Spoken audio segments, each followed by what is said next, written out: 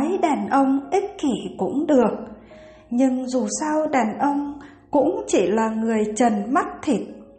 Chàng cũng có những nguyên tắc dành riêng cho người phụ nữ của mình. Trong tình yêu, đàn ông cũng có những đòi hỏi riêng của mình. Muốn giữ đàn ông, hãy lấy lòng họ bằng những điều đơn giản. Một người đàn ông đích thực sẽ luôn sẵn sàng gánh vác trách nhiệm gia đình. Chỉ cần bạn luôn tin tưởng và yêu thương, luôn tình nguyện cùng chồng qua thăng trầm, thì anh ấy cũng có thể vì vợ con mà hy sinh không tiếc. Thậm chí đó là việc anh ấy chưa từng nghĩ sẽ làm được, nhưng vì được bạn tin tưởng nên anh ấy mới can đảm hơn. Nếu đàn ông không có lòng tin và yêu thương từ vợ như mong muốn, thì anh ấy sẽ thấy mệt mỏi, thậm chí là bất lực trước khó khăn, trách nhiệm.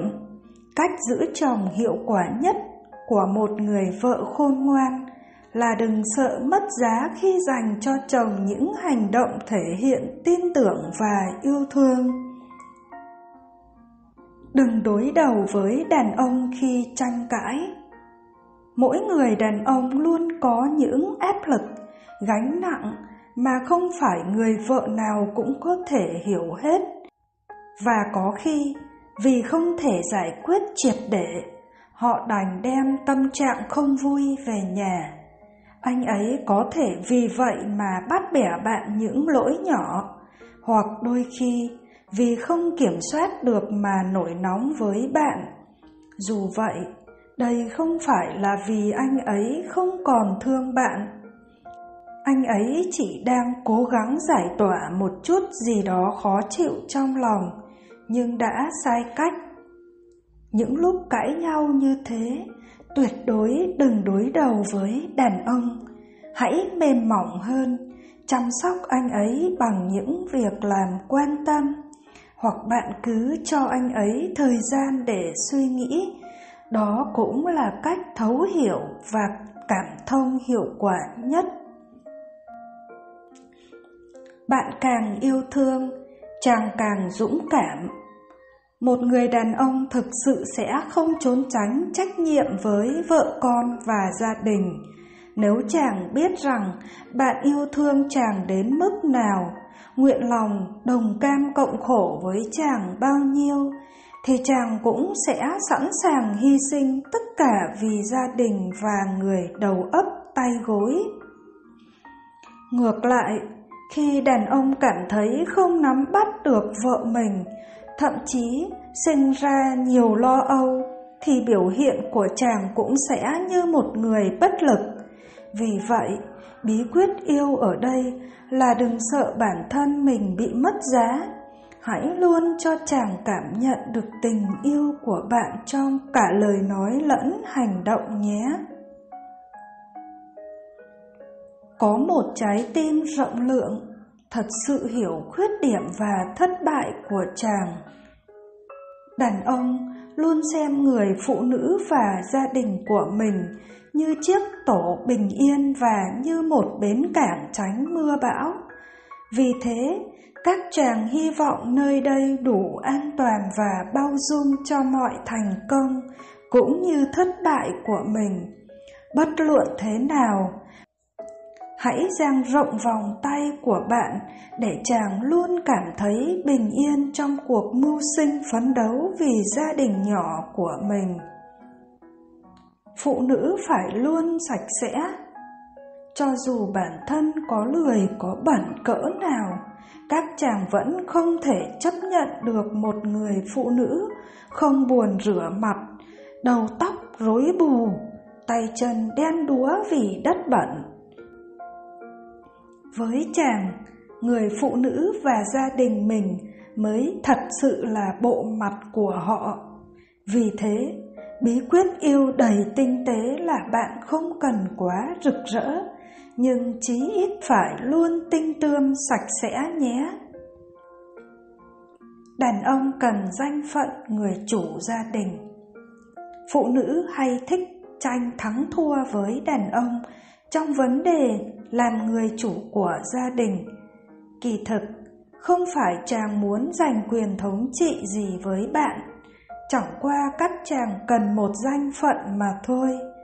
Bạn có thể nhỏ to với chàng lúc chỉ có 2 người, hay chàng cũng sẵn lòng giúp đỡ chuyện bếp núc khi bạn mệt mỏi. Nhưng trước mặt người thứ ba, bạn hãy nên nhường cho chàng thể hiện như một người chủ gia đình nhé. Đàn ông đơn giản chỉ cần vậy thôi. Phụ nữ đừng mong đàn ông ở nhà cũng thống nhất như ở ngoài xã hội. Phụ nữ thường than vãn rằng đàn ông ở nhà và ở bên ngoài cứ như hai con người khác vậy. Tại sao chàng đối xử với người ngoài thì lịch sự, ga lăng vậy, còn đối với vợ đôi lúc cứ như bạo chúa? Bạn nên hiểu rằng lịch sự đối với đàn ông mà nói chỉ là nhu cầu cần thiết trong xã giao. Chàng cho rằng khách sáo quá mức trong gia đình chẳng đem lại lợi ích gì, thậm chí còn tạo khoảng cách trong tình cảm. Khi đàn ông lịch thiệp quá mức với phụ nữ, chỉ có thể nói lên rằng anh ta đã mất đi tình ý hoặc đã làm chuyện gì có lỗi với nàng mà thôi. Đừng đối đầu với đàn ông khi họ đang tức giận.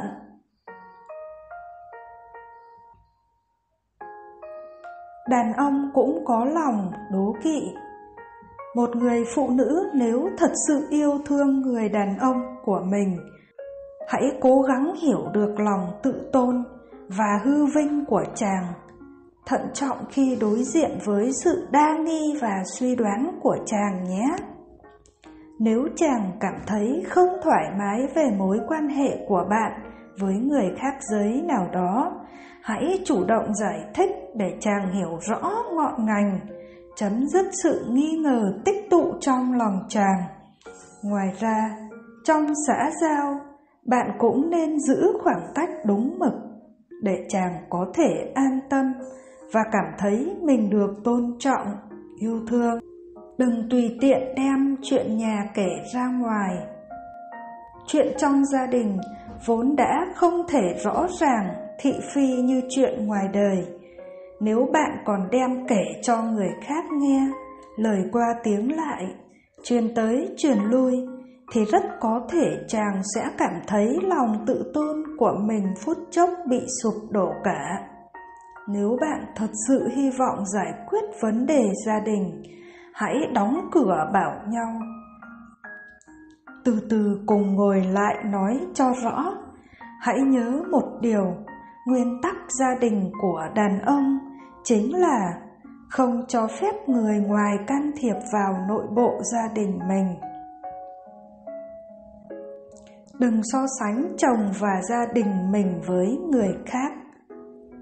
Đối với đàn ông, phụ nữ đem chồng và gia đình mình đi so sánh với người khác cũng giống như một sự bội phản nghiêm trọng. Thật ra, đàn ông không thể lý giải được nguyện vọng của phụ nữ. Chàng chỉ chủ quan cho rằng nàng đang bày tỏ sự bất mãn với mình và với cả tổ ấm của mình. Sự so sánh này thật sự làm tổn thương nặng nề đến lòng tự trọng cũng như sự tự tin của đàn ông. Hãy thận trọng trong lời nói của mình, bạn nhé. Muốn chàng luôn dễ chịu khi bên bạn, hãy là người phụ nữ nắm trong tay bí quyết yêu để lấy lòng người đàn ông của mình.